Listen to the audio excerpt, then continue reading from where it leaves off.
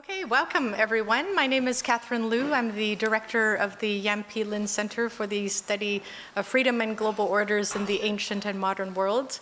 And it's my great pleasure to welcome you to the 10th anniversary Lin Centre lectures. Following the lecture just a couple of hours ago from Jill Frank, we are now going to go on to the second lecture. As you all know, in 2015, the university granted the Lin Centre provisional status in the Faculty of Arts. And 3 years later, in 2018, the Board of Governors at McGill formally approved the creation of the center, establishing it as a permanent academic unit. All of this has been made possible by the generosity of Dr. Yan P. Lin, a McGill alumnus who did a PhD in engineering in 1992.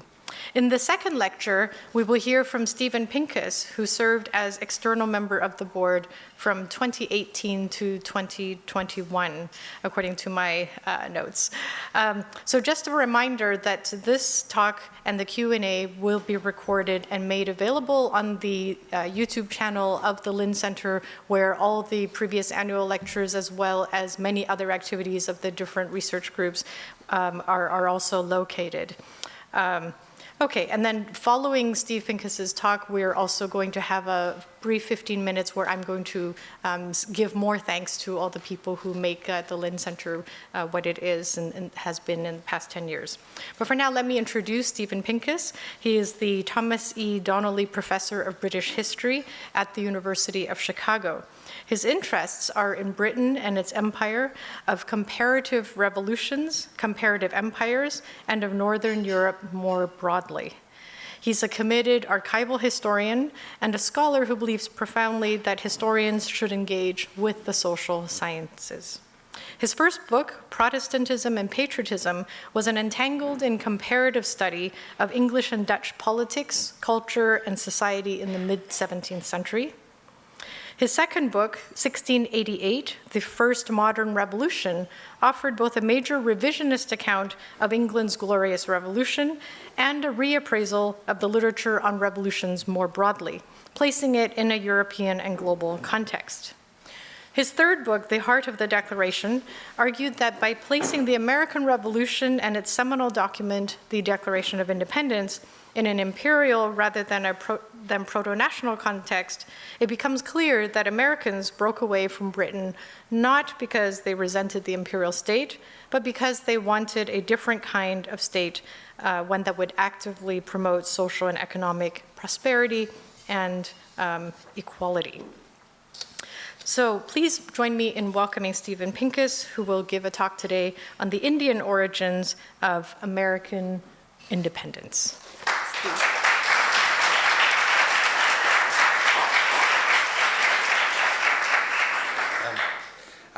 I just wanted to say something at the beginning about what a pleasure it was to be an external member of the board of the Lin Centre. Normally, I suppose people appoint people to be external members of the board so that they can provide some advice. But in fact, for the 3 years I was learning from the Lin Centre how to run, the people at the Lin Centre how to run an interdisciplinary center. And it struck me that one of the remarkable things about the Lin Centre was the collective engagement. In fact, I think center might be a misnomer. It seemed to me to be a collectivity of people coming up with very exciting types of ideas of ways to talk across disciplines. And to be honest, it's the experience of the Lin Centre that I've now brought back to the University of Chicago and are forming our new initiative on institutions. Let me apologize a little bit for this talk. There'll be lots of reasons to apologize at the end, but I just want to say this is actually from the last chapter of a book that I've literally just completed. So, it went to press 2.5 weeks ago. There's a conclusion, a theoretical conclusion, and I debated about whether to offer you something of a conceptual overview of the book or the last chapter, and frankly, I indulged myself because I was so excited about the last chapter that I just decided, too bad for you guys, here it is. But I'm obviously, underpinning this are sort of ideas about what distinguishes an imperial state or an empire from a nation state, and what do I actually mean by partisanship and partisan politics. I'm going to talk about these terms quite a lot, but I'm not going to. I'm not going to sort of go into the definition, and I'm perfectly happy to sort of address those sorts of questions. So I'm going to start off with a historical puzzle. After all, as Catherine said, I think she said I was an archivally committed historian. Others might say I'm a mindlessly empiricist historian. But as a mindless empiricist, I'm really interested in historical puzzles. And one of the great puzzles is about the ending of the so-called American War of Independence. So here's, the famous image of Cornwallis surrendering at Yorktown on the 19th of October, 1781, which supposedly ended the American Revolutionary War. Right? That was it. Right? Famously, the Patriot Band played "The World Turned Upside Down," and that was the end. Unfortunately, for that story, the Treaty of Paris actually ending the war wasn't signed until the autumn of 1783. So why? I mean, I know British people are very slow sometimes, but why did it take 2 years to sort of end the war? And that's the puzzle, the sort of motivating puzzle that I'm interested in addressing. So why did the events at Yorktown not lead immediately to American independence? And the answer is that the war was not a colonial revolt against Britain. It was not a war of independence. It was part of a global imperial civil war fought in Ireland, the West Indies, Britain, and in South Asia. It became part of a global war with the Bourbon powers, but France and Spain only entered the war to exploit a Britain weakened by imperial civil war. In other words, France and Spain didn't start the conflict. In so doing, they hoped to reverse the devastating losses suffered in the 7 Years' War, the French and Indian War, or whatever other silly name one wants to call it. So to understand the answer to these questions, there are two contexts that I think are absolutely important. So we historians are sort of obsessed with context. First context is partisanship. And as you can see by this image, the partisanship involved two well-established parties, Whig Party and Tory Party. I'm told I'm not supposed to turn back, so I'll try not to do it anymore. Right, but in fact, the parties that really mattered were these two pan-imperial parties. The Tory Party, yes, but the Patriot Party was the alternative. And this was true all across the empire. So in Britain, one commentator said, never was there a period in our history, except that of the dreadful Civil War in the last century, in which the baneful influence of party spirit had more pervaded all orders and professions than the age in which we live.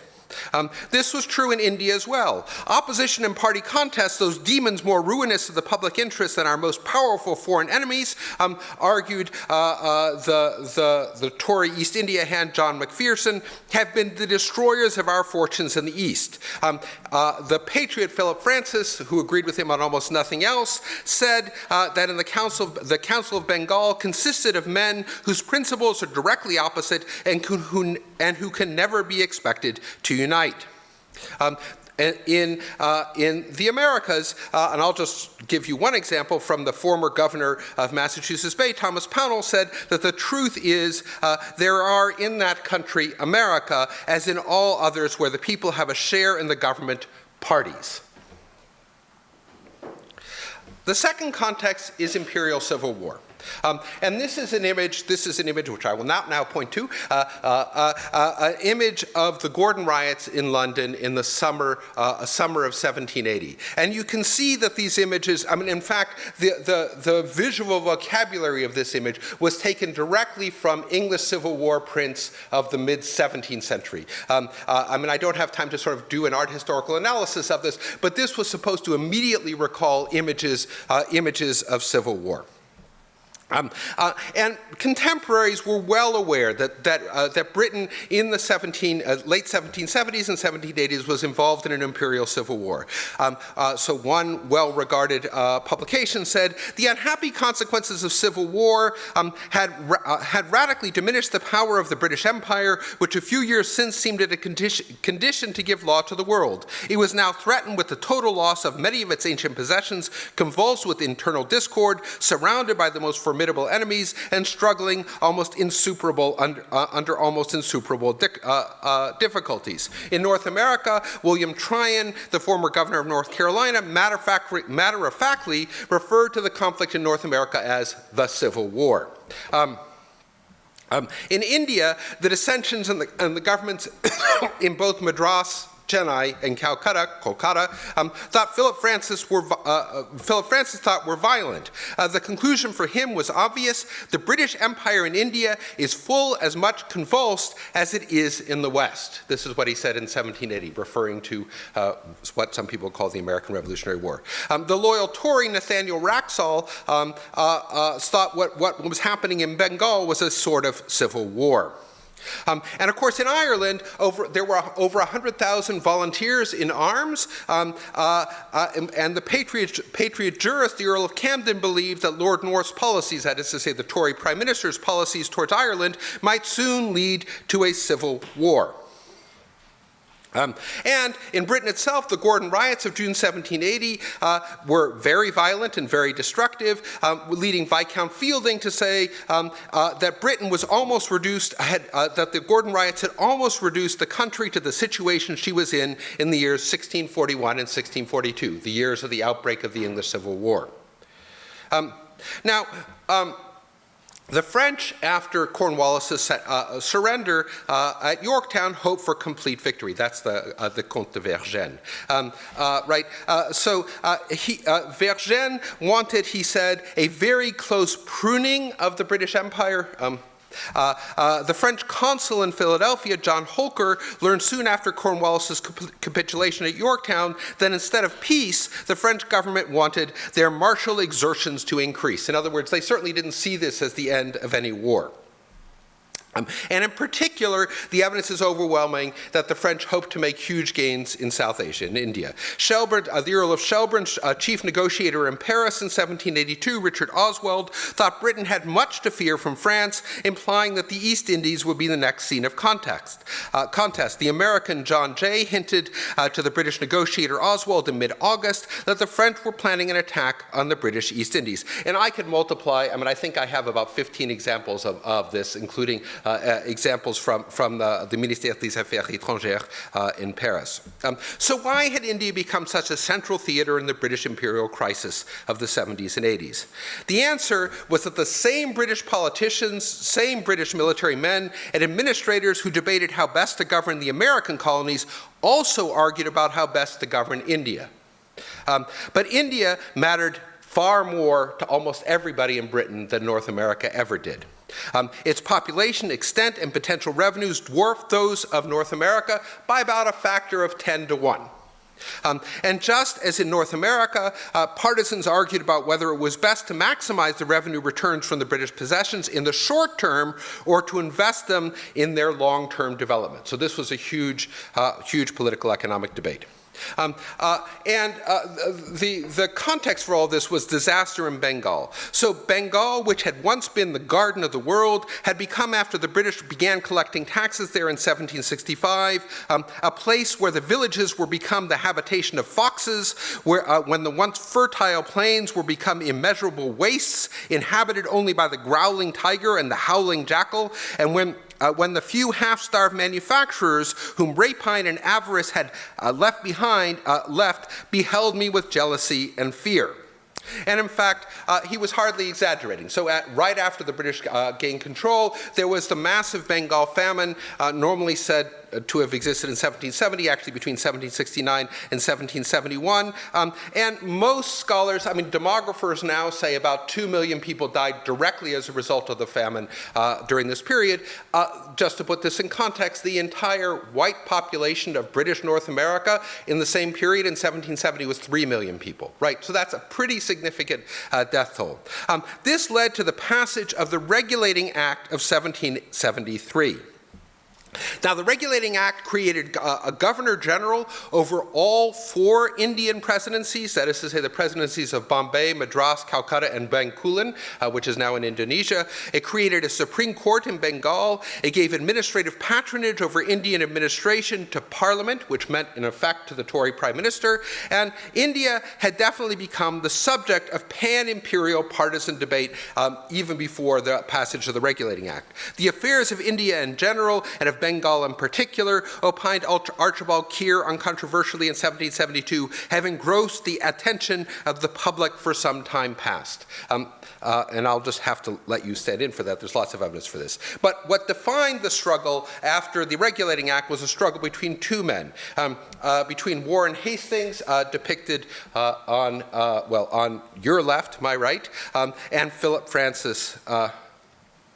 So the struggle was instantiated by the Regulating Act itself. So Governor General Warren Hastings was in a struggle with the new council created by the Regulating Act. The council, including Hastings as Governor General and his henchman, Richard Barlow, and 3 new men, John Clavering, George Monson, and Philip Francis, who were critical of Hastings' form of government. The 3 opponents of Hastings on the council immediately defeated every measure that he tried, and as a result, they were dubbed the majority. All agreed that party feuds quickly escalated in Bengal as a result of the Regulating Act. So these struggles on the council quickly spilled out onto the streets of Calcutta and led to all sorts of conflict. But this struggle was fundamentally about the political economy of empire. And I say this advisedly, not the political economy of the governance of Bengal, not the political economy of the governance of India, but the political economy of the governance of empire broadly conceived. So the battle between Hastings and Francis was somewhat surprising. They both came from Tory backgrounds, impeccable Tory backgrounds. Both developed and altered their views based on what they learned in India. Neither of them came with preconceived ideas, despite what James Mill mistakenly said in the 19th century. Never believe what anybody says in the 19th century. That's one of my primary assumptions. Hastings famously learned a number of South Asian languages as well as Persian. He was an unbelievable linguist. Francis spent most of the time that he was in Bengal studying Mughal administrative documents and interviewing and meeting with administrators with local expertise. So both of them were deeply interested in finding out about the context in which they were operating. The duel that the 2 of them eventually fought was clearly over policy differences rather than personal dislike. In fact, right after Philip Francis was shot in the duel, it was Hastings' wife who ran to try to bind the wound and cared for him right afterwards. This was not, and they were frequently having dinner together, drinking together, etc. So it wasn't personal dislike; it was ideological difference. So Hastings was committed to reforming the British Empire. By the early 1770s, Hastings wrote that system in the British settlements in India was ready to fall to pieces and must fall soon unless it be preserved by the timely interposition of some superior power. So what did Hastings want? Well, first of all, he wanted centralization of power. Centralizing power under one effectual control. In other words, he wanted to end the kind of confederal form of governance that existed in South Asia with the 4 presidencies. Hastings wanted, consolidation of power, which will lead to the acquisition of new resources of wealth and influence of the British Empire. Of course, nobody was under any illusion by the centralization of power. He meant centralization of power in him, right? Warren Hastings was going to become the center of power. Second, the idea was to increase revenue through tax farming. So Hastings claimed to want to honor the rights of the zamindars, the large landowners with diverse rights and obligations in Bengal, but in fact what he did was he established a system of 5-year revenue farms which were gained through competitive bidding. And so the competitive bidding, putting up to anybody could bid for these things, had the effect of destroying the rights of many zamindars. And during the period after this was done, we know that about 20 to 25% of the zamindars emigrated from Bengal, right? That's the work of recent Indian economic historians. Third, he wanted to centralize and rationalize the administration of law. He moved the central law courts in Bengal from the Mughal provincial capital to Calcutta. He also sought to codify both Muslim and Hindu law. And while the Mughals had placed Islamic law on the top of the legal pyramid, Hastings sought to make the British the ultimate arbiter between the competing law codes. In other words, there was a legal pluralism, but legal pluralism which doesn't look like anything that Lorne Benton ever wrote about. This is a clearly defined hierarchy. He wasn't committed also to slavishly following the law. Hastings' study of the history of the administration of my own country, as well as that of the Mughals, confirmed him in the belief that for states to be successfully administered, the Constitution should not be slavishly followed. Were the British to follow the letter of the Mughal Constitution, he said, its defects would embarrass and counteract the most salutary operations of the state. In fact, he asserted a basic political maxim that respecting a government of a distant acquisition, the power delegated by a free people, like the British, should be absolute in one person. In other words, if you're a free people at home, you have to have absolute government abroad. And he also argued the opposite should be the case, but he didn't spend a lot of time theorizing that. And here it's important to notice the similarity to the motivations for the Quebec Act. That is to say, the Quebec Act famously did not allow for an elected assembly. This is exactly the same motivation, and it's hardly a surprise that Hastings wrote approvingly of the Quebec Act. Not noted by many South Asian historians because they're writing about South Asia, not about Canada. Right. Revenue was the chief aim of the British government in India. Hastings insisted above all that the purpose of British role in South Asia was to provide security for the inhabitants, and a revenue for Britain. Given a chaotic geopolitical situation of the subcontinent, conquest is considered as a necessary measure of finance to support the declining revenues of Bengal. So only further territorial conquest could generate the revenue necessary to finance the administration. So that was Hastings' point of view. Philip Francis had an alternative point of view. For him, the goal was to maximize the prosperity and happiness of the Indian subjects, not raise revenue. So happiness was always the key term for Philip Francis. And you'll sort of recognize happiness as an extremely important term in enlightened political economic debate. Right? Francis said, I would make the people of this miserable country as happy as is consistent with their dependence on a foreign empire. William Mackintosh, a Scottish merchant who was a very close friend of Francis, said, the interests of the company in Britain lay in promoting the felicity of above 20 million useful and ingenious new subjects. To make the acquisitions complete, it is only necessary to make the people happy by a mild system of government adapted to their manners, customs, and education. Far cry from what Hastings thought. So what was Francis's plan? First, he absolutely opposed territorial conquest, as did almost all of the patriots across the empire.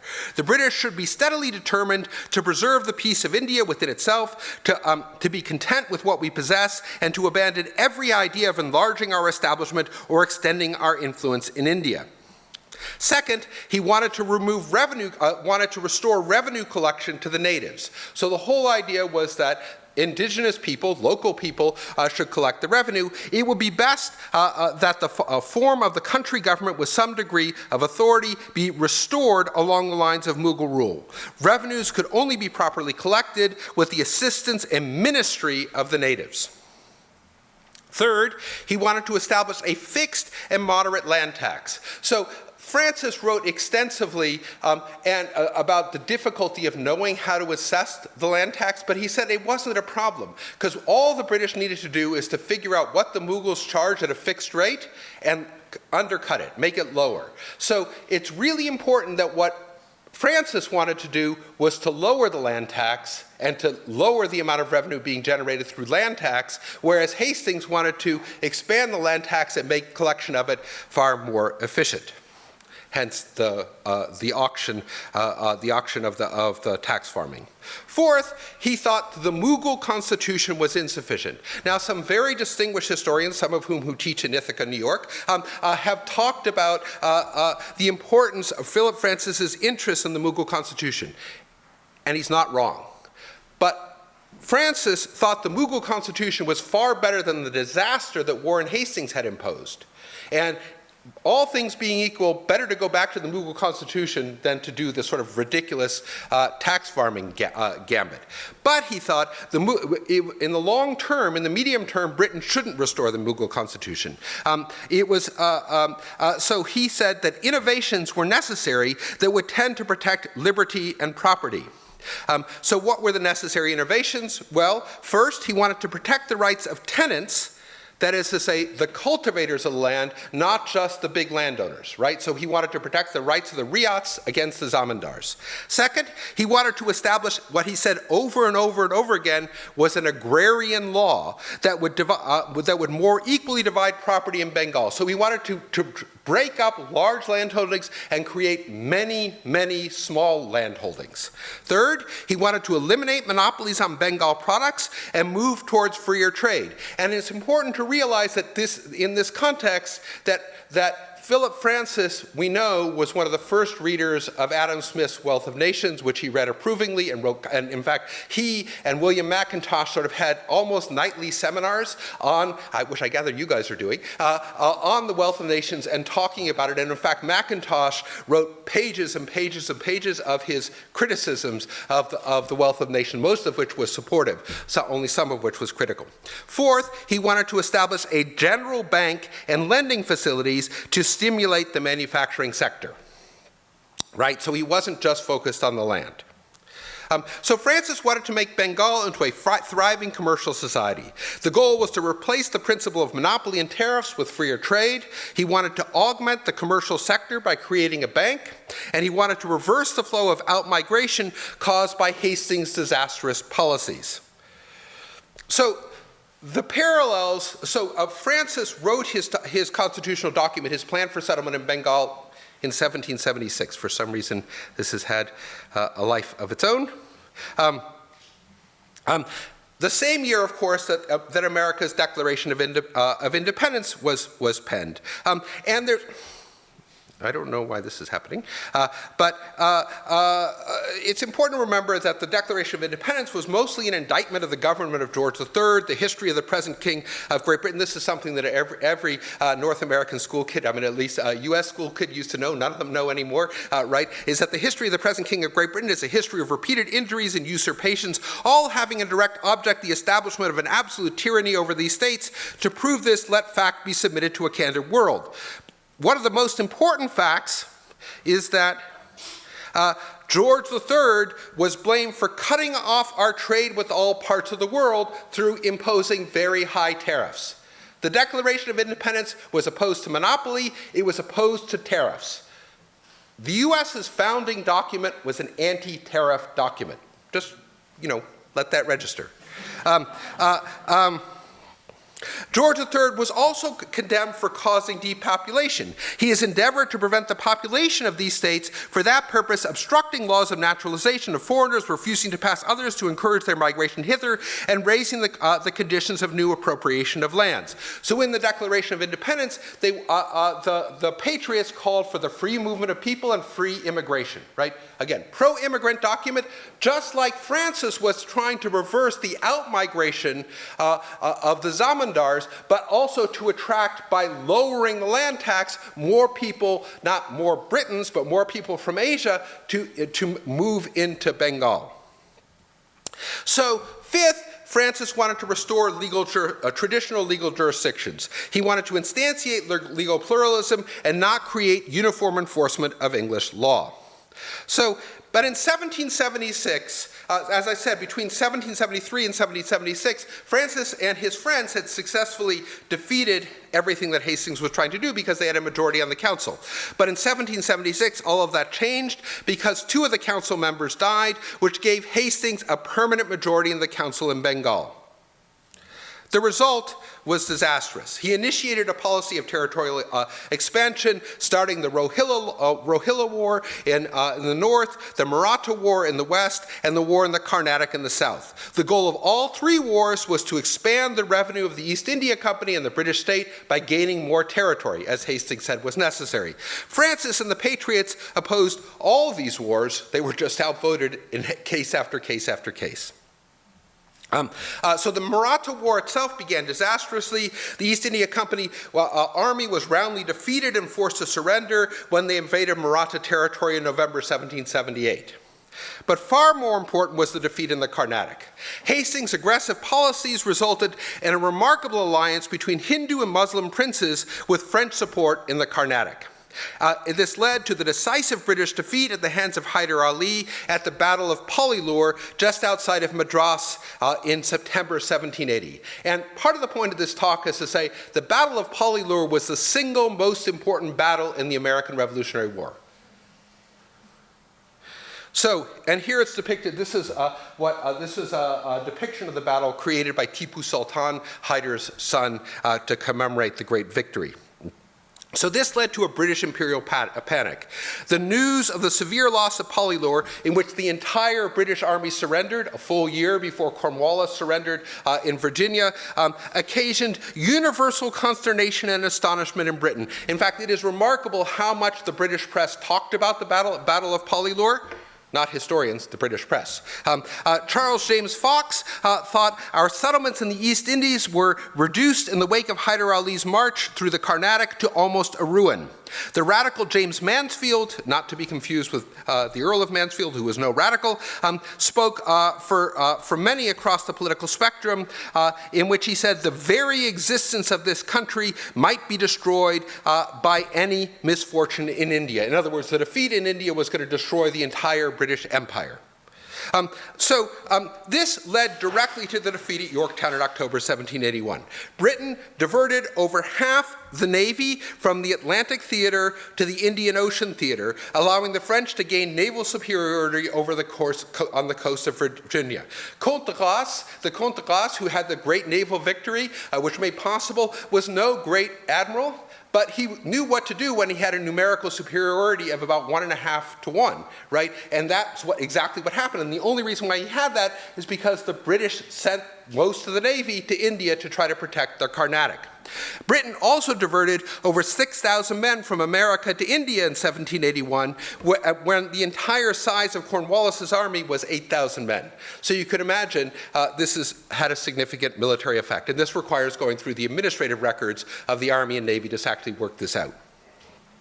So why did the global imperial conflict that started in 1775 come to an end in 1783? Why did the French agree to peace that left the British with substantial imperial holdings in North America, the West Indies, and South Asia? Why did the British, after decades of seeking to extract revenue from North America as well as India, agree to American independence? Why were the British able to avert civil war in Ireland and at home?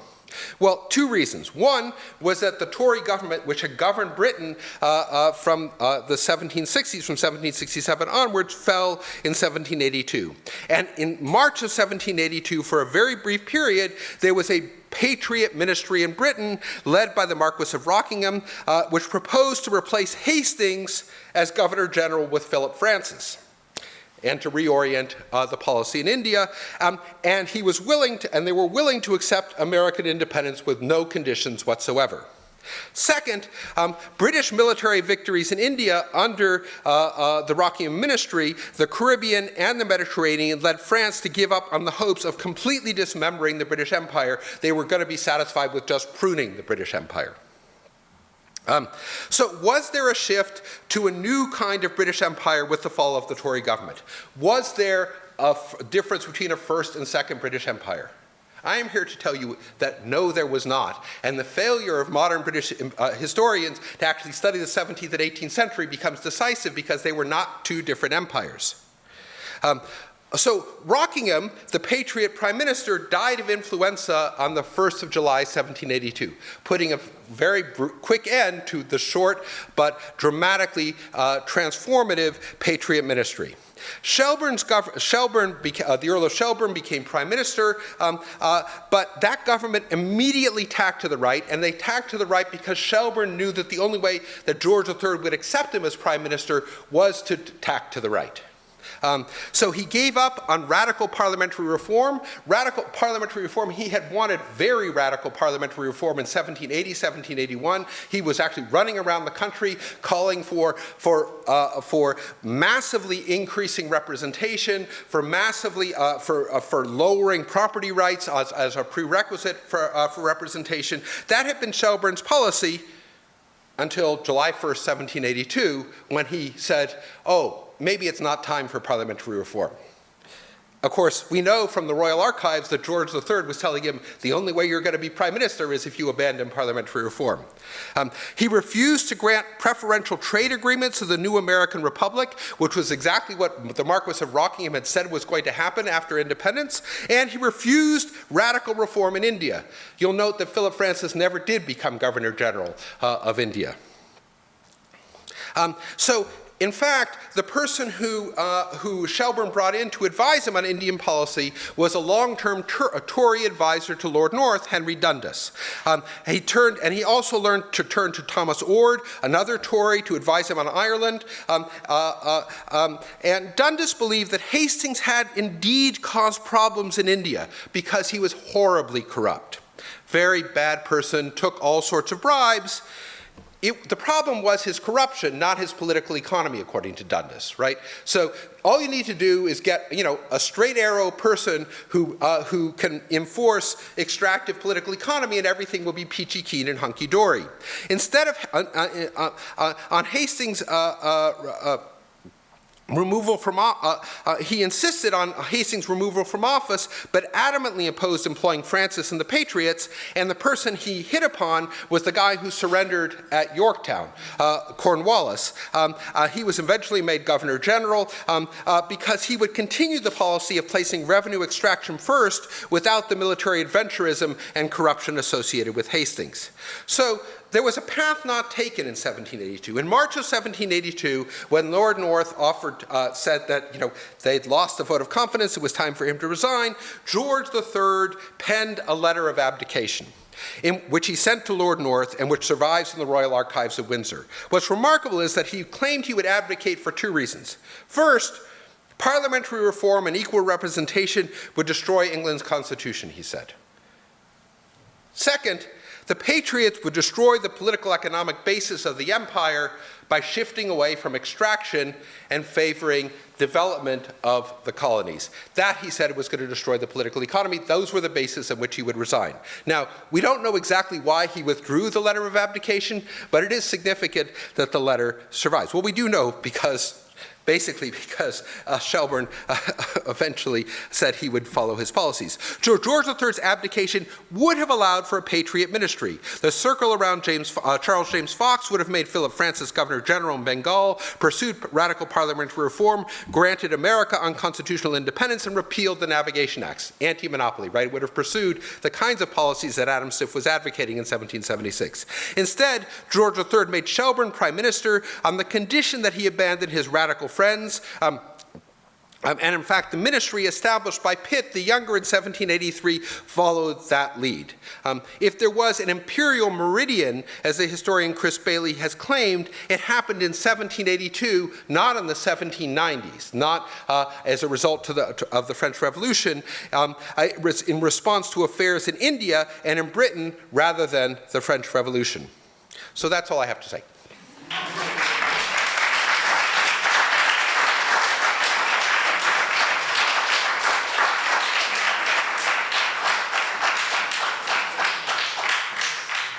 All right, we're going to take questions. All right, I'll start with you. Hi, I'm Lawrence Luthi. We have already had lunch together. I'm a historian of international relations in the 20th century. We are in the same boat. We like actually to see the big picture, and we want to connect things in different geographies and show how they are actually, horizontally connected. It seems to me you tell a part of a story. It is ultimately a three-level story, and you very clearly make the case that there's this military connection, right? Polylure and Yorktown, right? I agree completely with that.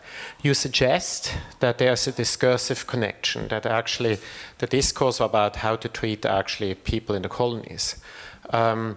This is sort of my first question.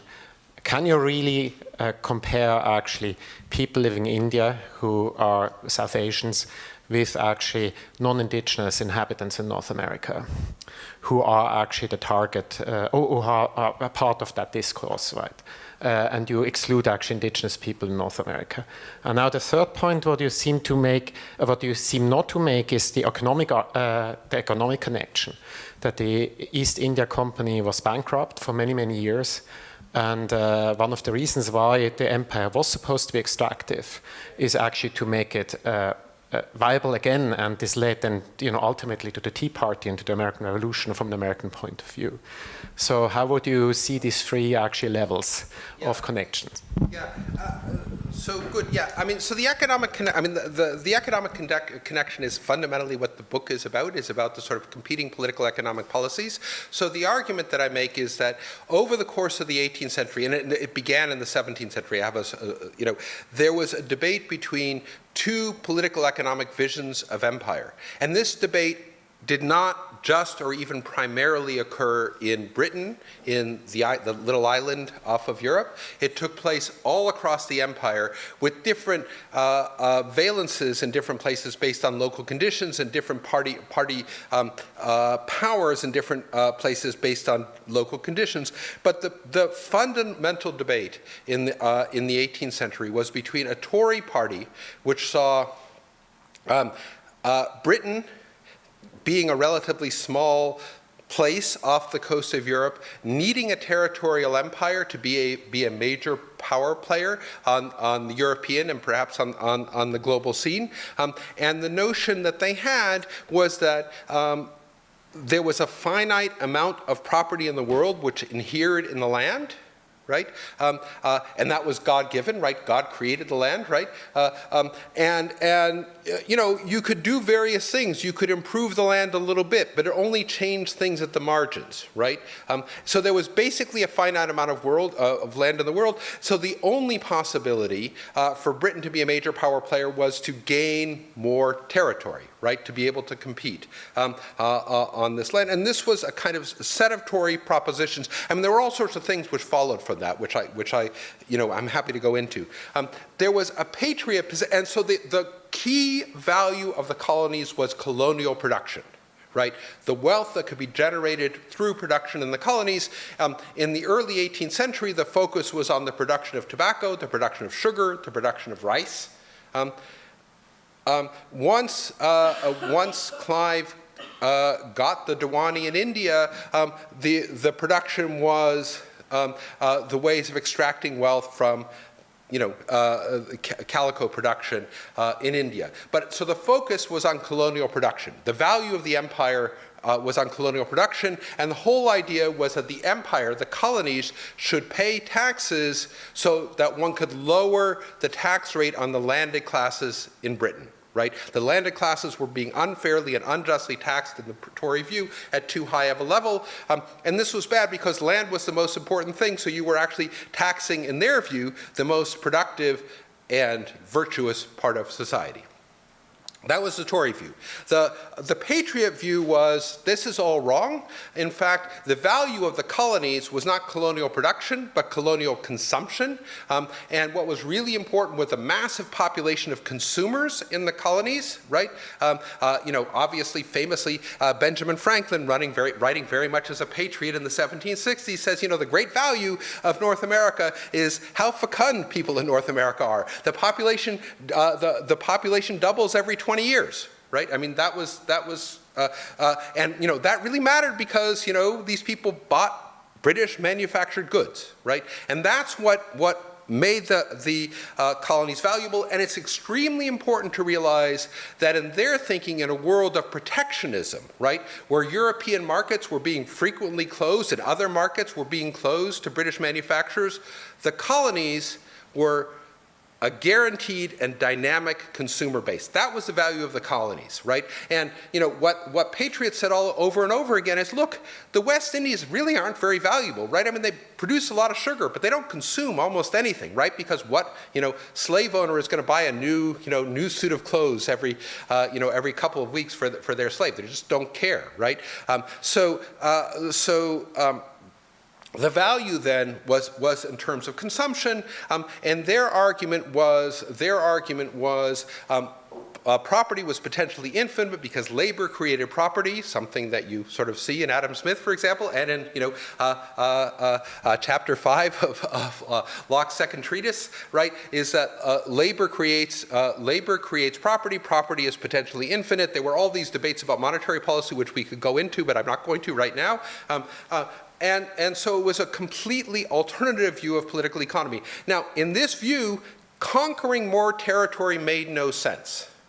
What you wanted to do was to create free ports, which is why the Whigs in the 17th century created Bombay as a free port, right, modeled on Livorno, which is why in the 18th century the Patriots made Jamaica and Grenada briefly into free ports, reversed by Lord North, right?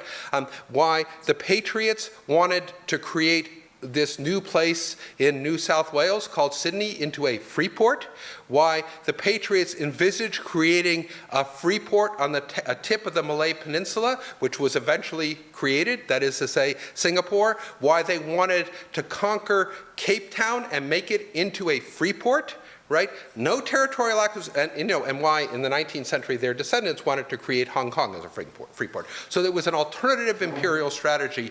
Instead of conquering territory, the idea was to capture markets. And the way to capture markets was to get imperial nodes.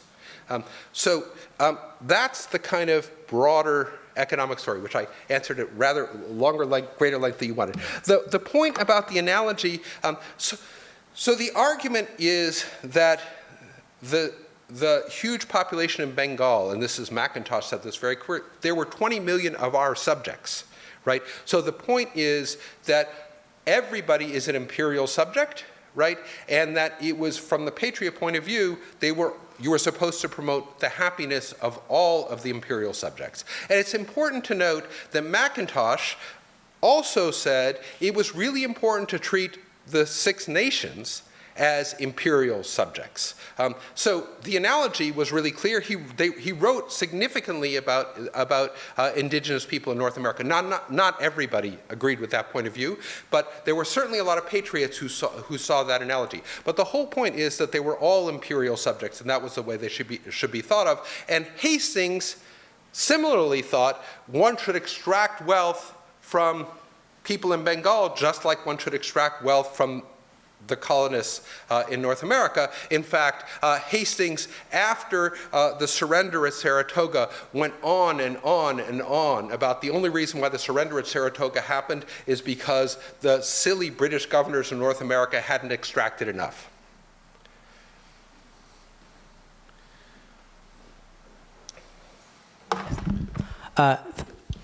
Hi everyone, my name is Mwaswa David. I'm a PhD student in educational studies. Thanks for the great historical overview. I just wanted to know what makes the last chapter of your book so compelling so that you presented it to us. So why is it so important to the book, and what is the main thesis that you bring in that forthcoming book? Thank you. Sure, thanks. So the cheap, glib answer is my editor said, this is 300,000 words now, maybe you should stop. So that's the cheap answer. Let me give you a much more, the fundamental question that I ask in the book is, why did Britain gain an empire in South Asia at the same time that it lost 13 colonies in North America. That's not a new question.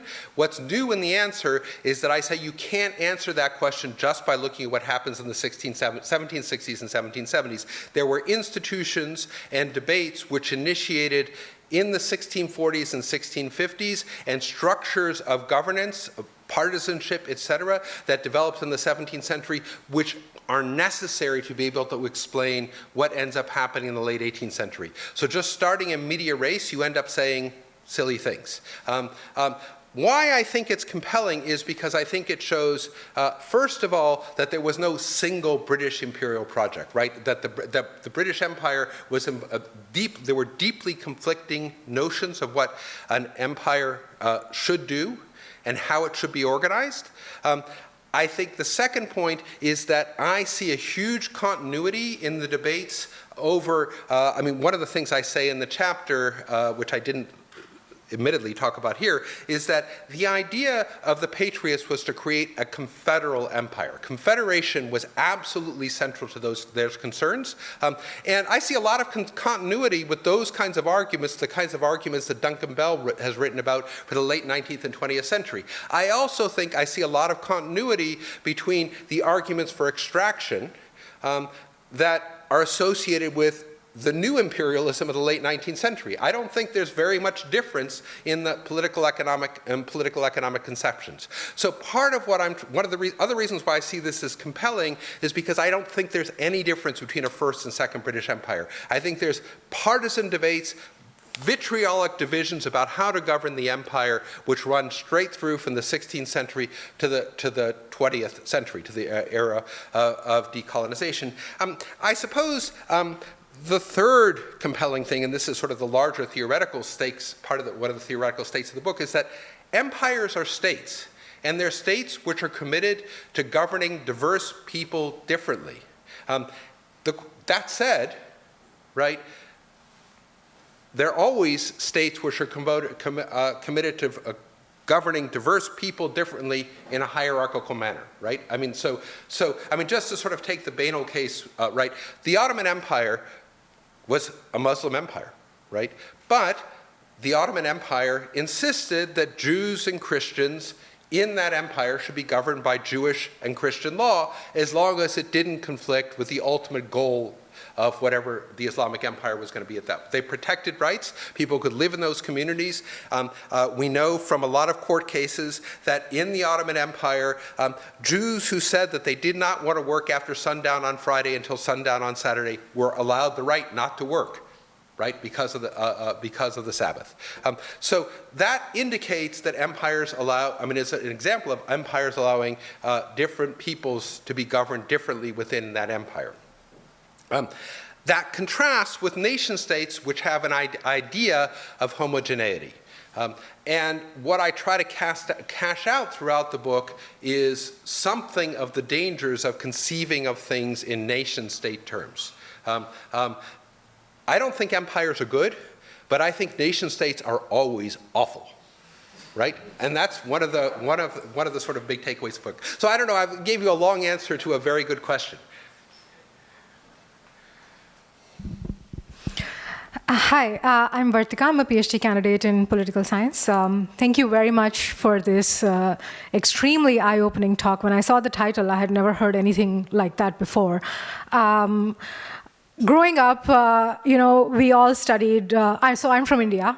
Growing up, we all studied Warren Hastings was always the epitome of evil. But until this afternoon, I had no idea that there was somebody from the British colonial empire who thought about the prosperity and felicity of the Indian people. So yeah, learning a lot this afternoon.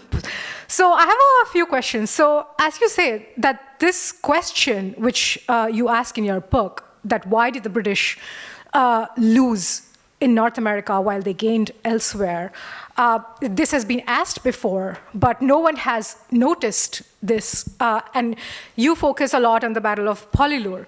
So, like, two broader questions. So, does this story mean that the Americans have the Indians to thank for early independence and therefore more development and, like, et cetera, et cetera?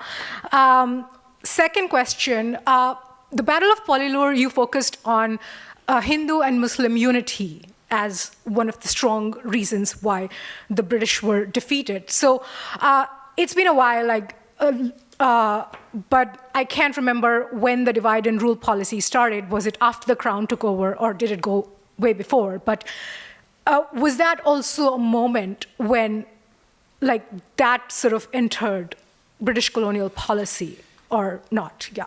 Yeah. So the first answer is, I think, unequivocally yes. Right. I mean, if the one takeaway from my book is that American independence would not have happened as quickly as it did, and would not have happened in the way it did without what happened in India, I'd be very happy with that. The second point is, no. I mean, so the British. I mean, Hastings. Part of the reason why he got involved in both the Maratha War and the war in the Carnatic is that he thought the Marathas and the kings of Mysore were inveterate enemies for religious reasons, and there was no possibility that they would ever collude. They would ever work together, and there was some good reason for thinking this. I mean, there had been lots of conflicts already between Mysore, the Muslim, Hyder Ali, and the Marathas. So that was, that there was reason for doing that. I don't think there's much evidence to suggest that Hastings. I mean, I don't want to give you a good picture of Hastings. And if you really want a sort of hagiographic depiction of Hastings, you can read William Dalrymple's book. He loves Warren Hastings because Warren Hastings reads, many languages, and therefore he must be, culturally tolerant. But I'm not here to say that. But I will say that the sin of adopting a policy of divide and rule, I didn't see. I mean, I was looking for it. I didn't see much evidence for it in anything that Hastings wrote. I mean, I think Hastings was aware of cultural religious divisions, and he would exploit them for military ends, but he wasn't going to try to foster them. I mean, and I think, whereas I think that, I mean, from my reading, I mean, again, I try not, I mean, I recently discovered there was something called the 19th century, and I know about the 20th century because somebody told me I was born in it, but I try not to think about those periods. But the historiography does seem to suggest compellingly that in the 19th century the British did actively pursue, and I think that wasn't one of Hastings' sins. I don't want to act as his confessor, but I don't think that was one of his sins. Yeah. Hi, I'm Connor MacDonald. I'm a law student here at McGill. I'm going to ask perhaps a very parochial question, so forgive me, but you've made a pretty compelling argument for why British historiography of empire has weaknesses, and I'm wondering, in your research, in your argument, what are the implications for how that historiography treats British North America within these debates, and what might it say for how we, in this country, interpret our own history of that period? Far be it for me to tell, any country how to tell their own history, but I think in general, I think the history of British North America has been told too parochially, right? I mean, in general, from the perspective of administrators, it shouldn't be a hard sell to say that, Governor Wentworth of Nova Scotia, who had previously been a governor of New Hampshire, who had, when he was being educated in England, thought he was being groomed to be a governor of Madras, that people like that thought globally. They thought about the British Empire whole. Maybe it will require more persuasion to suggest that much more humble folk thought about the empire whole. But I mean, I spent many months in the provincial archives in Nova Scotia reading every single number of the Halifax Gazette between when it was published and 1783. And what was remarkable to me in reading this is how little the Halifax Gazette talks about Nova Scotia. There's lots of stuff about what's going on in Jamaica, lots of stuff about what's going on in India, lots of stuff about what's going on in Britain, lots of stuff about what's going on in Ireland, right? If Nova Scotians were provincial, it wasn't reflected in what they were reading, right? I mean, they were thinking the empire whole. And it should be said, if you want to read Hickey's Bengal Gazette, so Hickey wrote a gazette which was published in Bengal beginning in 1780. Hickey himself was an Irish patriot who had been forced to go into exile. He ends up in Calcutta. In his Calcutta Gazette, which by the way was published bilingually, was published in Persian and in English, so he was obviously appealing to former Mughal administrators as well.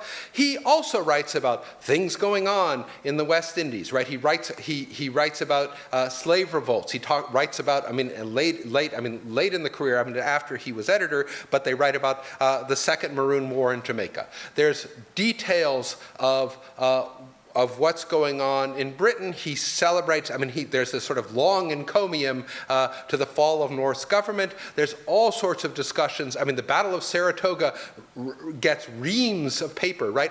In Calcutta, right? So these are, so these people thought about the empire as a whole, right? Now, I'm not saying they all, in a lot of the colonies, right, there were competing newspapers, so they got different images, right?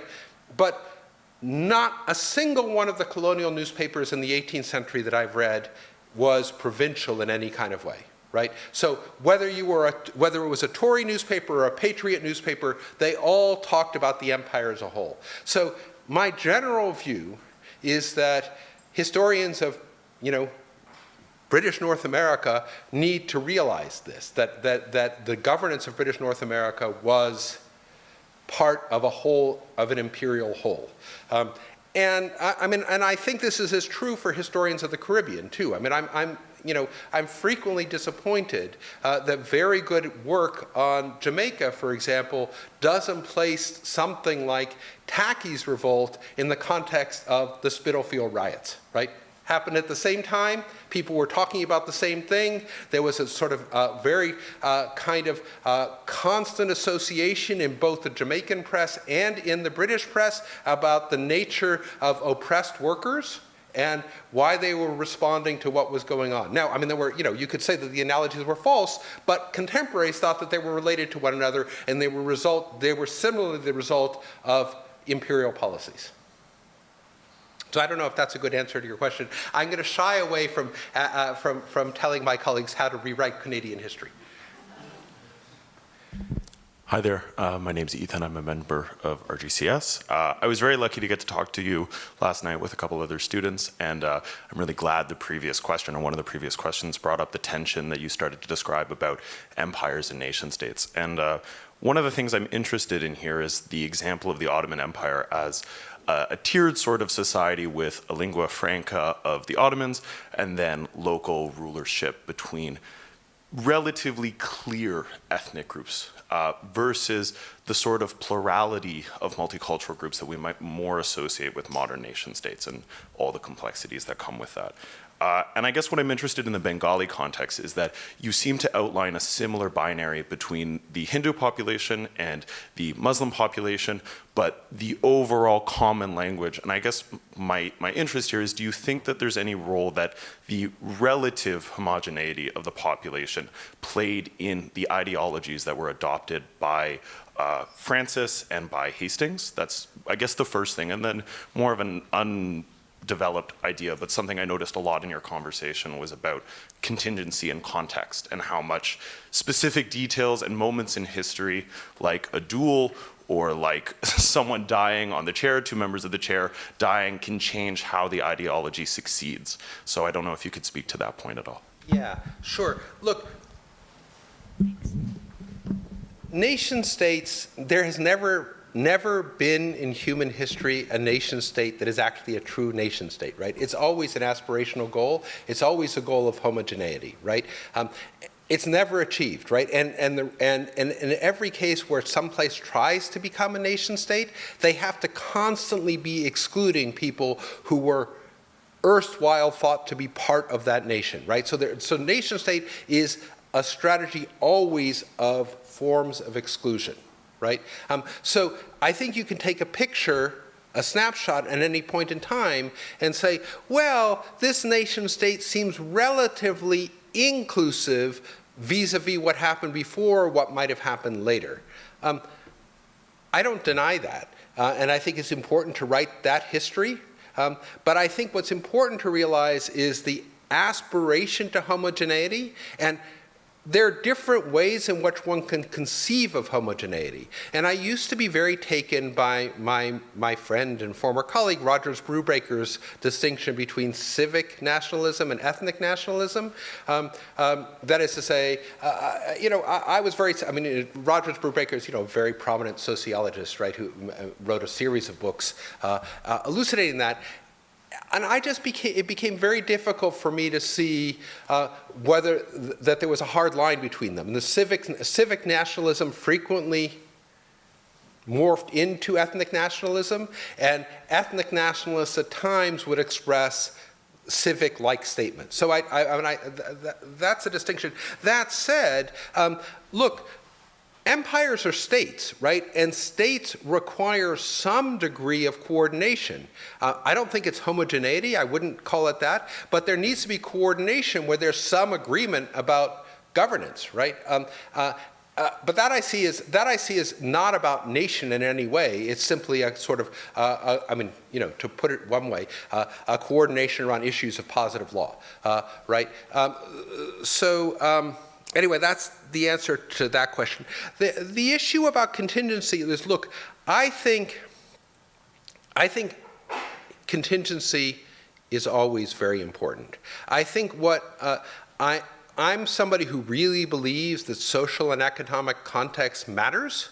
It matters all the time, but it creates the conditions of possibility. It doesn't, that is to say, it places limits on the conditions of possibility. It doesn't determine the outcome, right? And so it allows, the social and economic, and I would say political and cultural context too, but I want to sort of emphasize socioeconomic context just to sort of make clear where I differ from, straightforward determinists, is that they create the limits of the kinds of arguments which are plausible and can be made, but it doesn't determine who's going to win the arguments. And there are lots of things which go into determining who's going to win the arguments, and or who's going to gain power, to put it in another way.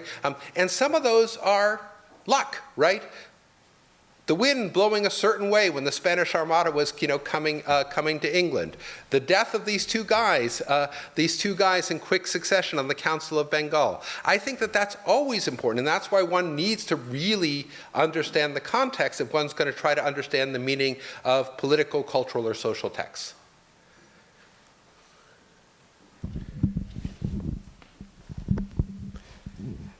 Jacob Levy, Political Science and RGCS. Thank you very much, Professor Pincus, for the fantastic talk. You've got me thinking new thoughts. Promoted? You've got me thinking new thoughts, not only about Smith, but even more markedly about Burke, for what it does for me as a political theorist. But for what to take away from the talk, you had some things to say about when and how and why there was a British forgetting. I'm interested in when and how and why there was an American forgetting. As you say, before 1775-76, Franklin was very much a part of these debates. In 1775, in Novangelis, Adams is still thinking the world globally. Yeah. By the middle of the war, I'm not sure Adams is doing that anymore. I've spent probably certainly not as much time as you have in American archives, but I know the documents of the political theory-ish documents of the American Revolutionary War pretty well. And once we're past Novangelis, I think a lot of this language disappears. There's reference to the Caribbean theater and to Parliament, so they still know they're in engagement with the metropole.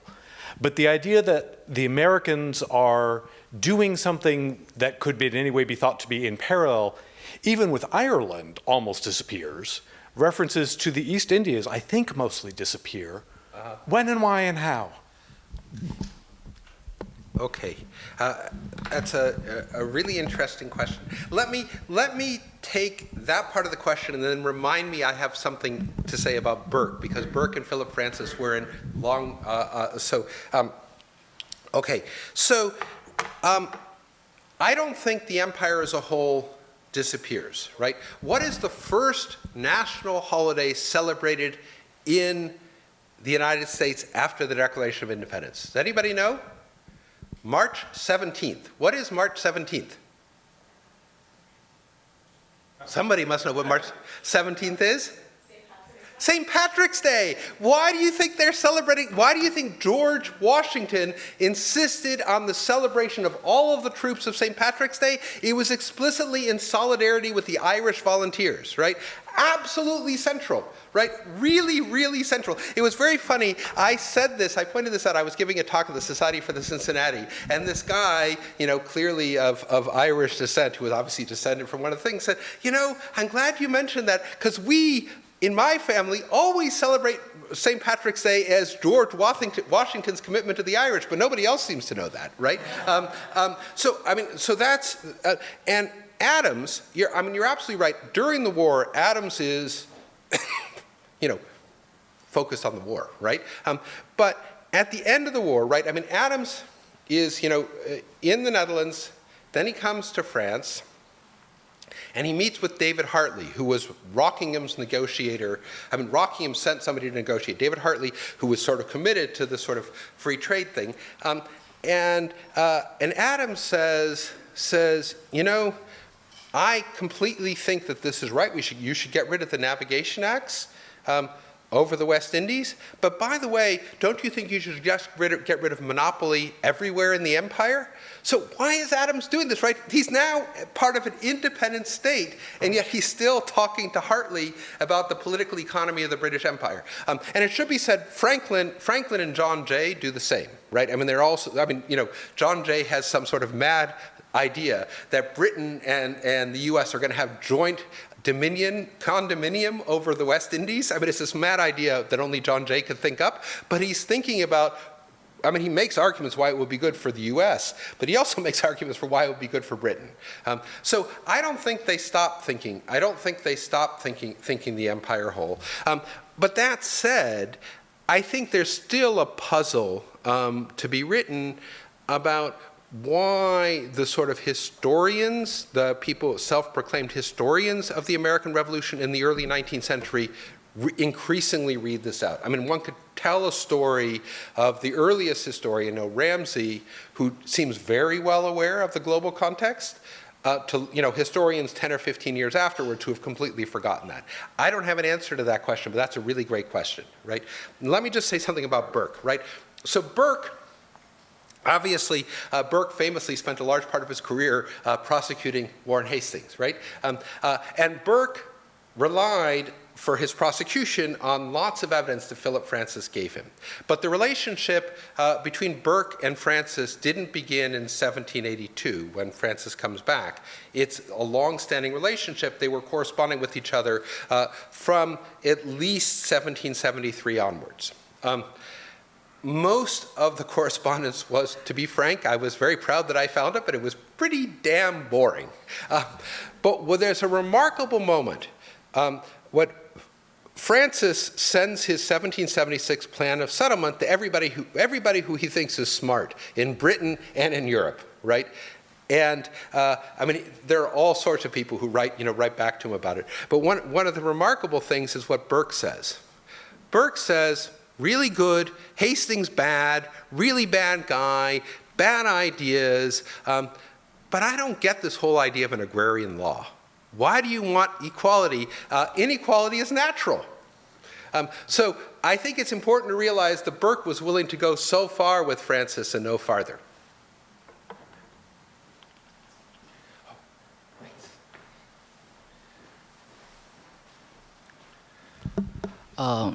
Hi, I'm an undergraduate in philosophy, and I know you've been stressing about the political economy aspect of it, but you did mention that Hastings and Francis differed when it comes to the Constitution and the Mughal Constitution. Can you kind of specify a little what specifically were their differences? And kind of an interrelated question, in that you said that what the British Empire would, if reform were successful, it would have become something like a Confederate empire. What are the stakes of that? What does that, in the sense that Confederate as opposed to, like in our vocabulary, Confederate as opposed to a federal kind of empire, or what are the legal status of subjects in those? Right. Good question. So Francis and Hastings both wrote extensively and with a certain amount of knowledge about the Mughal constitution. Hastings believed that in the Mughal constitution, the Mughals were conquerors. They had conquered South Asia in Hastings' view, and therefore all land in the conquered territories, according to Hastings, of the conquered territories of the Mughals, belonged to the Mughal emperor, and that therefore the zamindars, the landholders, only held land conditionally based on the good grace of the emperor, right? The emperor owned all of the land. It was his willing for administrative convenience to have these various zamindars who collected taxes, who built bridges. They did all the things in locality, but it was only on the good grace of the emperor.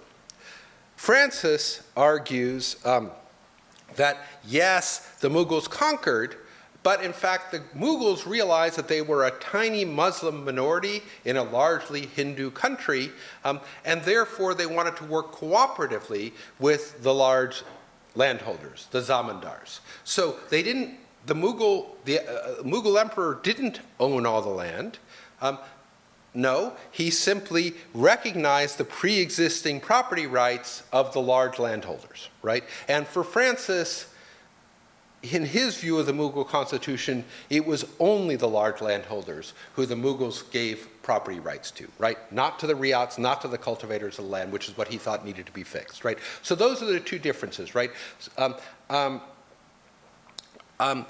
Yes, I mean, so the idea is a confederal empire as opposed to a centralized empire, right? I mean, the argument that the Patriots made was the imperial parliament was not sovereign. The parliament that existed in Westminster was sovereign in England and Scotland. There was a sovereign parliament in Ireland. There was a sovereign assembly in New York. There was a sovereign assembly in Nova Scotia. There was a sovereign assembly in Jamaica. Now, sovereignty was never, I'm a huge fan of Don Herzog's book, Sovereignty, R.I.P., which I think everybody should read. I mean, I think it's one of the most books about sovereignty was, the notion of absolute indivisible sovereignty was a kind of invention, according to Herzog, and I think he's right, of some late 16th and 17th century political theorists solving a particular problem having to do with the wars of religion. But it was never uncontested. And in fact, most people, even in Europe, didn't believe in absolute indivisible sovereignty. And certainly, a lot of the people who wanted a confederal empire didn't believe in indivisible sovereignty. So when I say that from the perspective of Francis and the others in support of confederal empire, of which Benjamin Franklin, it should be said, was one. They believed that there would be sovereignty for the Assembly of Jamaica, but that didn't mean that they could do just anything. That they thought what needed to happen was that there would be an imperial council that would adjudicate differences among these. And so what shifts in the period between, the writing of the Albany Plan of Union, and there was not only an Albany Plan of Union, there was also a British model for confederal empire, which was drawn up at the same time. What was different is that both in the Albany Plan and the British Plan, drawn up in the 1750s, the idea was, well, the king, because he's the king of the entire empire, could be the adjudicator. But George III, by the perception of everybody by the 1770s, was an English king. He wasn't a British king or a king of the entire empire. So what ended up happening in 1782 is that Rockingham and the Duke of Portland, who was a Lord Lieutenant in Ireland, came up with a plan for confederal empire where there would be an imperial council with the king not on it that would adjudicate differences. George III would be allowed some sort of token veto, but the veto was not absolute. It could be overruled by a majority of the Imperial Council. Anyway, these plans are all drawn up in the Duke of Portland's papers, which, for some reason nobody seems to have read, but there it is.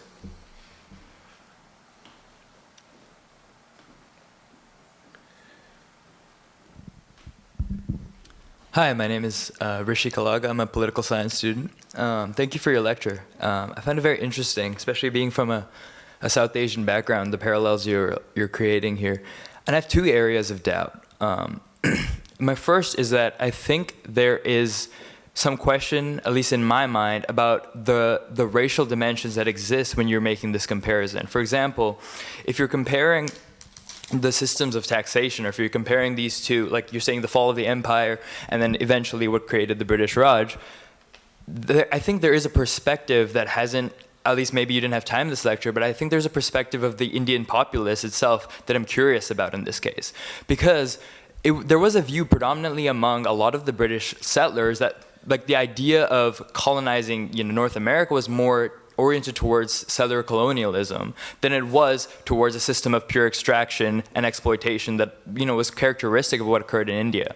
And I think there is this dimension that the settlers or the colonists that were looked at in North America were still viewed as at least related to the British, if not directly from the British Isles themselves, where the the population in India, which is majority indigenous, at least from that territory, was looked at as an other and looked at as a place to be people that could be extracted from, and especially under the administration of the British East India Company. So I think my question surrounds two aspects. One, what do you think about the differentiating perspectives, especially from the populations themselves that were subject to the empire, but also how do you think that racial dimension ties into your narrative that you're building here between the two parallels? Yeah.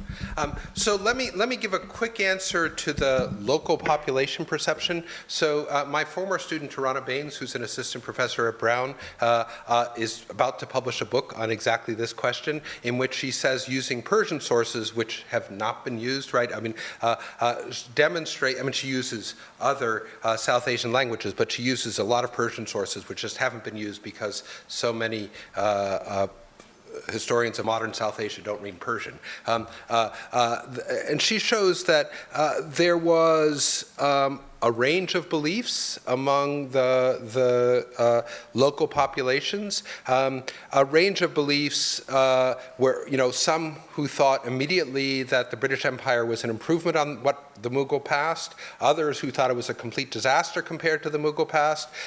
There are also people in various places in the west of India, in and around Bombay, who were very interested in the relationship between the Bombay presidency and the Marathas, and again there was a range of beliefs about whether the expansion of territory around Bombay was good. Also, there was also comparison with Portuguese rule, right? Which happened. So there was a range of belief, and what she's shown is that at least in the first instance, there was quite a lot of sympathy with British colonial rule. Hastings' regime turned a lot of people against British colonial rule. And that, in her telling, there was certain support that was permanently lost because of the famine, because of the way that Hastings dealt with the famine, and a variety of other things. But she shows that in some regions of India, the British were able to regain some local support. But it's what's surprising, I suppose, for finding is the range of support and the articulateness with which, she has all of these petitions that were signed that, again, haven't been studied by a lot of people, in which there's a sophisticated understanding in which people say, this is what's different under British rule versus Mughal rule, which, in Chris Bailey's account shouldn't exist, right? It was just continuity, right? A sub-imperial story. So there's quite a lot of belief in that. But what she shows is the kind of range of beliefs and the reaction, which shouldn't be surprising to people in South Asia, to actually the practices of governance, what the effect of these government policies were along a whole range of lines, which she says, and I'm very sympathetic to, looks a lot like what Peter Perdue says about the range of support for the Qing Empire in the 18th century, especially in newly acquired lands. Anyway, I'm summarizing the work of somebody else. That's not my work, but I thought she was a very good student. She deserved the job at Brown. She's a great historian. I think I think it's really interesting stuff. The racial dimension, Yeah, the Tories in many ways were race blind. They wanted to extract. I mean, I've written elsewhere about why I think there's a limits to the settler colonial paradigm in thinking about North America for large numbers of reasons, and I don't want to go into that now. But the Tories were completely happy to extract and squeeze Massachusetts farmers the way they were happy to squeeze Bengali weavers. They were happy to squeeze them all. And I agree with the recent work of Bruce Buchan to sort of talk about how racialization becomes increasingly important exactly in the period between 1770 and the permanent settlement in 1793. So race is a category which becomes increasingly important in imperial governance at the end of this story, in the late 18th century. It's a much more fluid category in the 17th and 18th centuries. And here, I gotta confess, I'm a huge fan of Eric Williams. I don't think race created slavery. I think slavery created race. I really think Eric Williams is right. I think it's extremely important, and I think there's a history of racialization that needs to be told with respect to the empire, and it needs to be told extremely carefully that is to say, one needs to distinguish between racial language and racial policy, right? And I think there's a big difference between, calling a certain part of Bombay Blacktown, which is what happened under Gerald Angier in the 17th century, and having different tax policies for people living in the black town and people living in the white town, which is what happened in the 1790s. That didn't happen in the 17th century, right? And I think it's the tracing of those differences that is really, really important.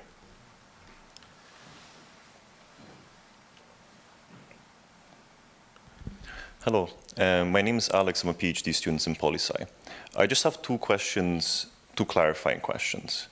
One is about, to what extent do you think it was decisive that 6,000 troops and half the Navy was moved over to India in military terms? And then the second question is, you presented that outcome as a struggle between an extractive faction and the more sort of free port faction, right? My question is, to what extent does the outcome of the shift of the troops really hang on that, right? Because in a sense, the success of the extractive faction shifts the troops, and then the American independence takes place. Whereas if the other faction had won, they would have given them independence anyway, as far as I understand.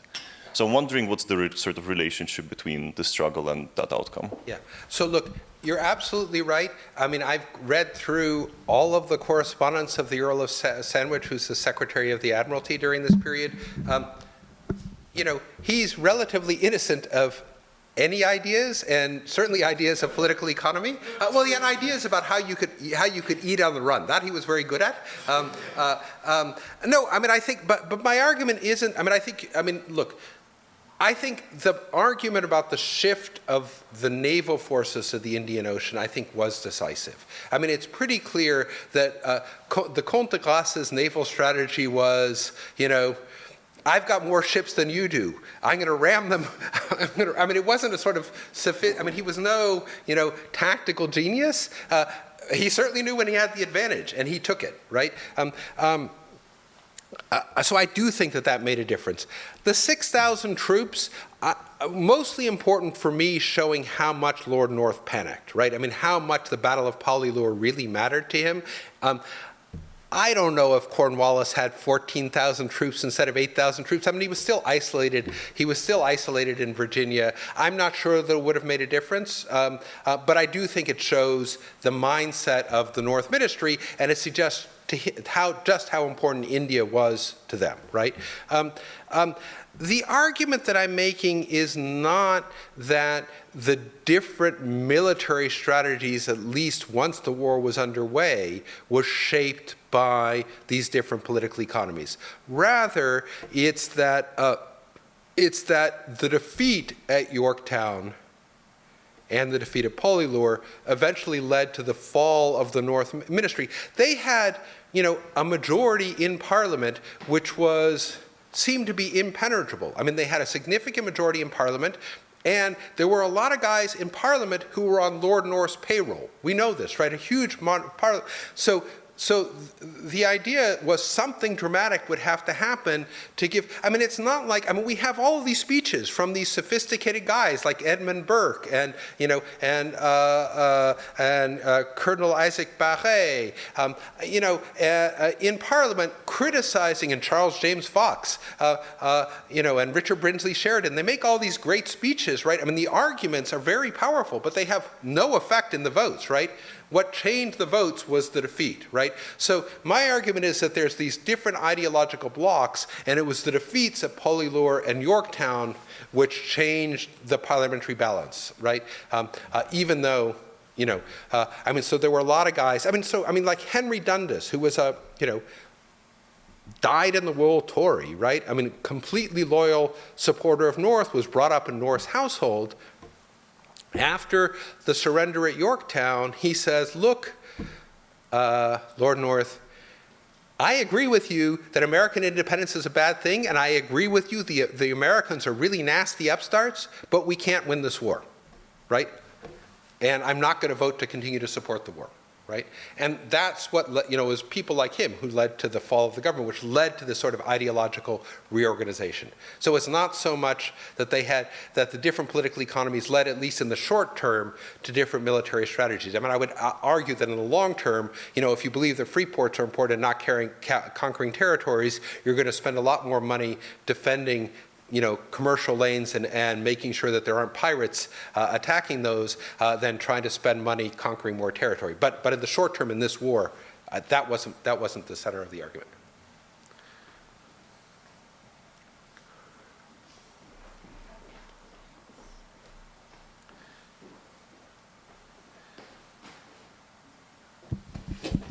Hi, Elizabeth Elborn from History. Hi. Is there a possibility in this story, I do feel vulnerable to a critique that you're overemphasizing the role of the centre, and I'm wondering in a couple of respects, actually the role of merchants as intermediaries, the fact that all the things about what the East India Company is doing, which is not the same thing that you're getting from the Americans, and also, there's a whole bunch of things that could flow from that, but if the American Revolution had not occurred and, when it did, is there an argument it would just have been postponed by a few years anyway, because really what matters is what's happening on the ground. So you're kind of telling a story that places too much emphasis. I'm just interested in how you would respond to that critique. Yeah, so it strikes me you're saying two different things. One is, am I overemphasizing the role of politicians as opposed to merchants?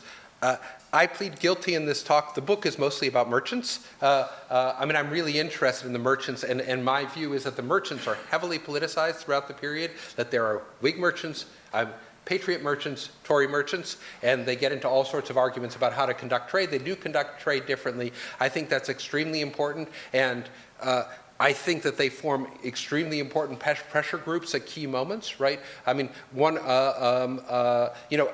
The reason why the Stamp Act was repealed in 1765 has nothing to do with the protests that happened in North America, despite what every textbook that I or my kids were subjected to in secondary school in the U.S. Right. The reason why we know that they didn't have any effect is because the Stamp Act was repealed before the news of these protests in Boston reached Britain, right?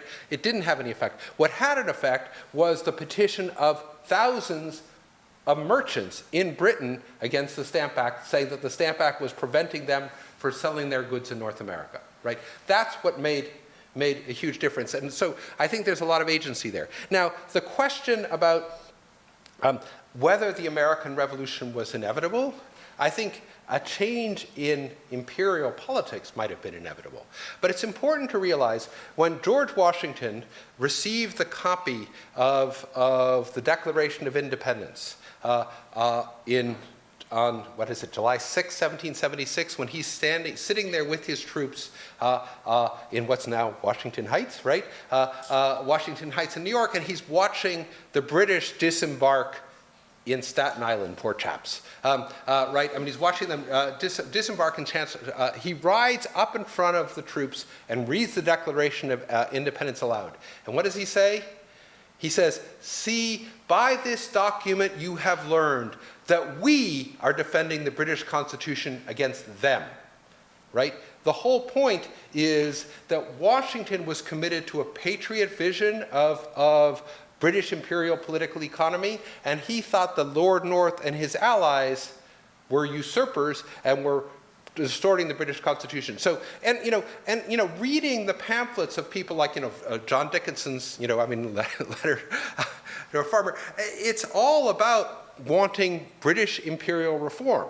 It's just what happened by July of 1776 is that the Americans realized, or the North American patriots, but also people like Barré in England and Charles James Fox realized that as long as King George III was king, he was going to act as a Tory king, right? And the possibility of restoring what they saw as the Patriot Constitution was impossible. So I guess this is a long way of saying, I don't think the American Revolution in terms of American independence was inevitable. I think what was inevitable was that there had to be, if there wasn't going to be independence, there had to be radical imperial reform. I don't have a crystal ball, right? I mean, there's an argument. There's an argument that was made at the time, and an argument that was, anybody could make from reading Thucydides is that, when you set up colonies, the colonies are going to eventually break away and have their own independent policies people made that argument. I think that argument is plausible, but the time horizon would have been radically different had there not been 20 years of Tory rule. Hi. So Teddy Pakin from PhD in history. If I understood you correctly in one of your answers, you seem to distinguish between the extractivist or traditionally mercantilist political economy of empire from the more developmentalist one on the basis of different social foundations, one belonging to more landed aristocrats in England and the other being more merchant, manufacturer, exporters. Merchants are split. But merchants are split, yeah. There are the developmentalist merchants and the more extractionist merchants. I'm curious, do you not think that for the manufacturers, they certainly might have wanted new export markets, but there was also a concern of new competitors? And so part of the one of the central features of American neo-mercantilism or Hamiltonianism was using tariffs as a means to avoid economic peripheralization. And so do you not think that this Smithian dimension, developmentalist dimension, is not just a feature of free trade Whiggism or of that paradigm, but also really reemerges, especially in the 19th century, as a new form of mercantilism? Right. That's a really good question, and let me answer what I'm sort of committed to this notion is that all of these guys in the late 18th century were stadial theorists, right? The difference, Hamilton believed that the U.S., the newly independent United States, was just in the transitional moment from agrarian to commercial society. And in that transitional moment, given European competition, tariffs were necessary. But it was necessary to sort of bridge the stadial gap. Most British merchants or people involved in this kind of patriot political economy thought Britain was a commercial society. And they argued heavily against these sorts of tariffs because their argument was, look, we know that the Calico Acts were really important for the development of the British textile industry.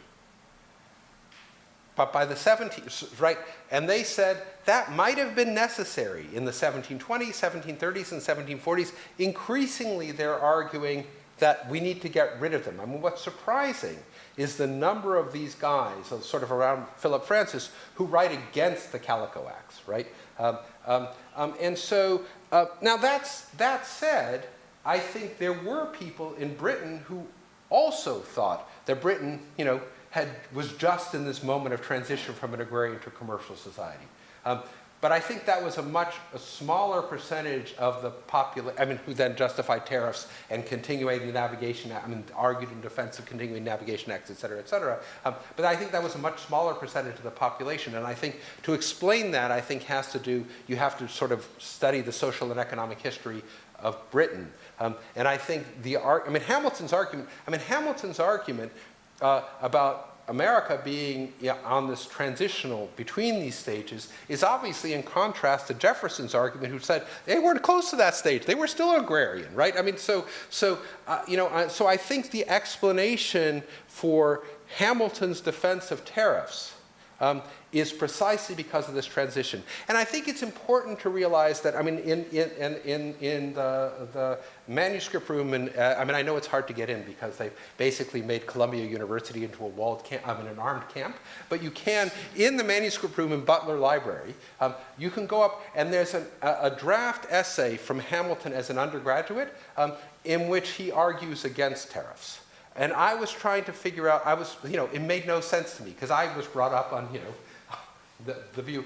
And I think it's because he was writing this as a member from the perspective of a British imperial subject. Tariffs don't make sense because Britain as an empire had made the transition. That's the only way, there's no smoking gun, but it is interesting that he changed, he so radically changes his position, and I'm trying to make sense of that. I don't know if that answers your question, but that's the way I think about it.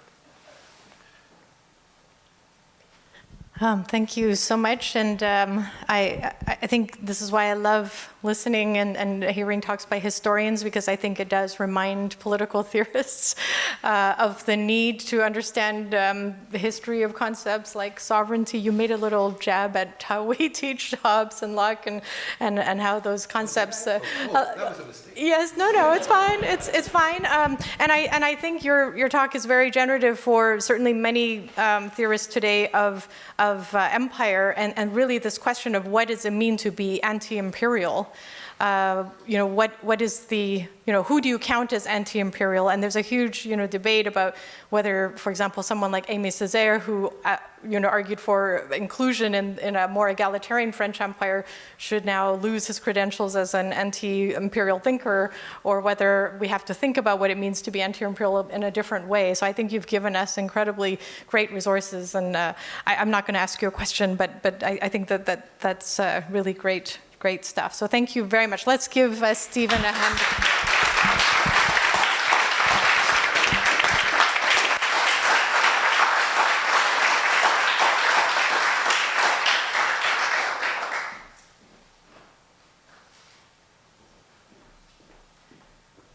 Okay, well, now the celebrations are going to begin. So first, I would like Stephen and Jill to come up and receive a little token of our appreciation for coming to give these fantastic 10th anniversary lectures for the Lin Centre. So if you can come up, I have a little Lin Centre pin to give you for your efforts. And please thank both of them again for this incredible afternoon.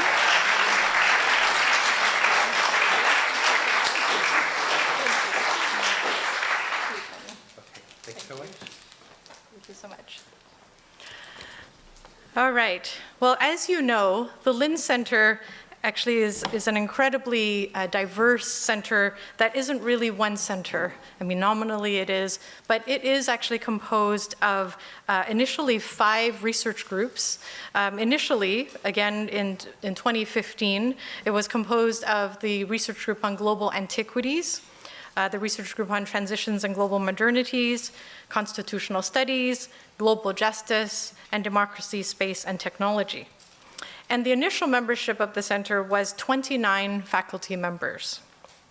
10 years later, Global Antiquities has changed its name to Global Pasts, and we still have the other 4 research groups, but we also have added the research group on human nature and values in the digital age, funded by the Stephen Jaroslawski Chair in the Department of Philosophy. And currently, in the current annual report that I have just been working on, the Lin Centre has 65 faculty members, as well as 37 graduate members, a couple of postdoctoral fellows, associate members, and even a certain emeritus professor who will go unnamed. So first, as the director of the Lin Centre, I would like to thank the research group coordinators who have done an extraordinary job of creating community and bringing our intellectual communities together with their diverse and interdisciplinary programming. And I'll just name them if they're here. Maybe you can stand and we'll give you a round of applause. So the research group on democracy, space, and technology is led by Ipek Torelli. Is she here yet? No. Okay, the research group on constitutional studies, led by Jacob Levy of political science.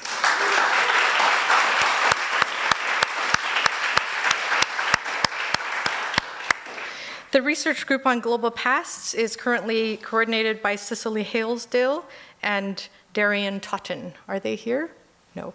Well then, this gives me an opportunity to thank Dr. Griet Vankerbergen, who was the coordinator for a long time until a couple of years ago. And she also was the acting chair of the Lin Centre, or sorry, acting director of the Lin Centre while I was on sabbatical in 2022-2023. So thank you so much for being one of the founding members.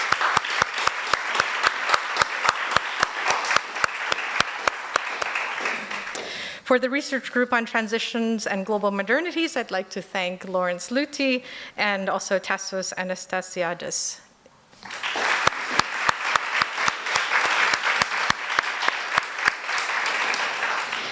I regret to say that Jocelyn McClure and Chris Howard are both on sabbatical, so they send their greetings, but they are the coordinators of the research group on human nature and values in the digital age.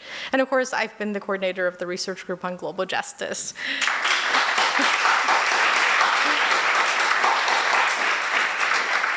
Now, practically, all of the activities of the Lin Centre are enabled by our administrative staff, of which there is really only one full-time person.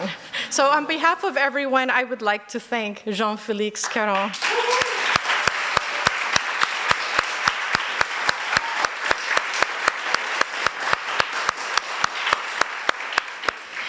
He joined the Lin Centre, I believe, in the fall of 2022. Thank you so much for being such a kind and responsive and supportive administrator. Organizing events and communications has really become a full-time job. It started as a part-time job and became a full-time one, and I really so very appreciate that Jean-Félix's dedication and reliability and proactive orientation has saved me, at least, from many headaches, as well as, I think, many of you. I'd also like to take this opportunity to acknowledge that the Lin Centre has also benefited from the steady support of student assistance. And for the past 3 years, we've been able to rely on Nada Nasser.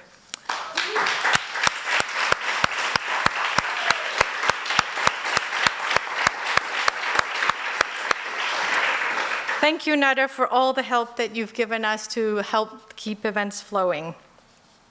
Now, at this time, I would also like to acknowledge and thank Jacob Levy. He was the founding director of the Lin Centre, who served from 2015 to 2021 with a short sabbatical break in between terms.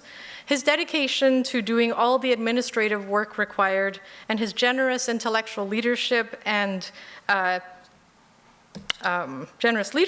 has established the Lin Centre on firm foundations, enabling its manifold development as an integral space for generating cutting-edge research and pursuing genuine dialogue and communication in the humanistic social sciences at this university and beyond. So thank you to my dear colleague, Professor Levy.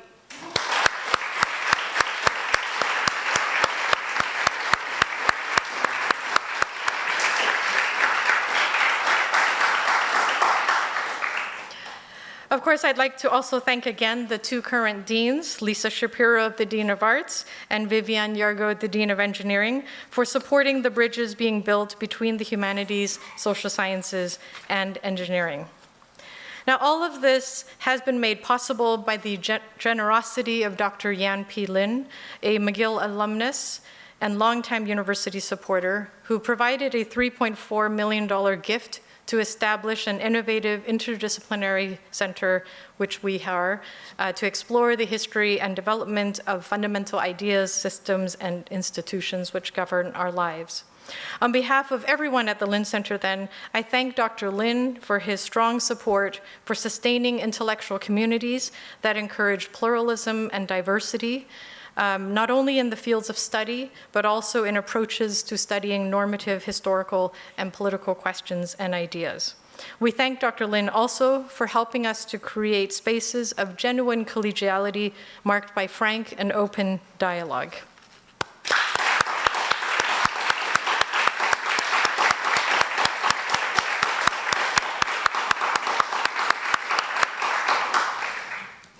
I'd also like to thank someone in the room, which is our great honor to have, Jim Nicell, the former Dean of Engineering, who has been a long-time supporter, really since the establishment of the Lin Centre.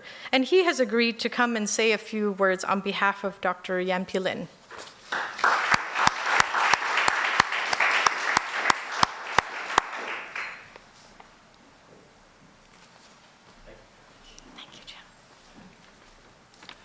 Good afternoon, everyone. That was a very fun talk. I really enjoyed that very much. Thank you, and thank you for making it possible for me to be here. I'm not sure if Catherine mentioned it. Dr. Lin is an engineer. He's graduated from the Faculty of Engineering in 1992. If there's anybody that I've ever met my time at the university, which now extends to 33 years, of which 10 were spent as dean, I think we all know that universities are a place of exchange, development, exchange, sharing of ideas. And if there's anybody who lives and breathes the idea of dialogue, of exchange, of differing positions to help shape the best of thinking from multiple disciplines, it's Yan Lin. And I think it was that belief system, that lived experience that he had as a person and as a professional that led him ultimately to give a very important gift that established the Lin Centre. So I just want to read this very brief note from him as an acknowledgement to all of you and the great work that you're doing. So dear guests, professors and students, dear Professor Dean Lisa Shapiro, Professor Dean Vivienne Yargeau, and Professor and Director Catherine Liu, congratulations to all of you. It's hard to believe that 10 years have passed since the Lin Centre was established. I vividly remember the inauguration of the Centre 10 years ago this month. Time flies and almost everything in the world has changed, except our dedication to the Centre's purpose. The Centre was founded on the idea of dialogue and the metaphor of three bridges between the West and the East, the past and the present, and engineering and humanities. It is important for different perspectives to engage with each other in a civilized dialogue rather than fighting against each other by barbaric violence. 10 years ago at this very moment, I said, soon we'll be able to get into cars, tell them where we want to go, and they will drive us there by themselves. This means not only that drivers will no longer be needed, but perhaps also accountants, physicians, and so on. The world's wealth will increase dramatically, but the demand for labor may decrease significantly. Goods will be abundant, but jobs may be scarce. How then will we distribute the wealth? What rules, principles, values, and standards will we use? We will see conflicts between different opinions arising. This is why we need dialogue. The creation of wealth by science and engineering and the distribution of wealth based on the humanities will have to work together as a team to keep our society prosperous and our social relations harmonious. This is why the bridge or dialogue between engineering and the humanities is more important than ever. For 10 years, the Centre has made a huge effort to build the three bridges and on many avenues of research related to them. Dialogue is not as easy as we thought, but we will persevere. Thank you on behalf of Dr. Lin.